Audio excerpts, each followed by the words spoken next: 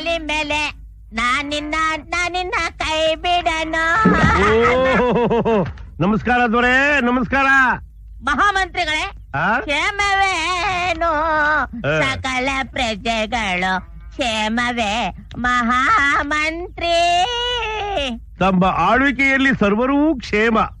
ಆದರೆ ಈ ಸೂರ್ಯ ಮುಳುಗುವುದೇ ತಡ, ಮರ್ಯಾದಸ್ಥರು ರಸ್ತೆಯಲ್ಲಿ ಓಡಾಡುವುದೇ ದುಸ್ತರವಾಗಿದೆ ತಮ್ಮಂತಹ ಕುಡುಕನ ಮಕ್ಕಳ ಕಾರಣದಿಂದ. ಡಬ್ಬ ವಯಸ್ಸಿನ ಎಲ್ಲೋ ಕೇಳಿಸ್ಕೊಂಡಿದ್ದೀರಲ್ಲ. ಅಯ್ಯಪ್ಪ, ಶಂಕರಪ್ಪನವರು. ಇನ್ನೇನ್ ಮಂಕರಪ್ಪನವರು ಅಂತ ತಿಳ್ಕೊಂಡಿದ್ದ. ಏನು ಗರಂಗ್ ತನಕ ಬಂದ್ಬಿಟ್ರಿ?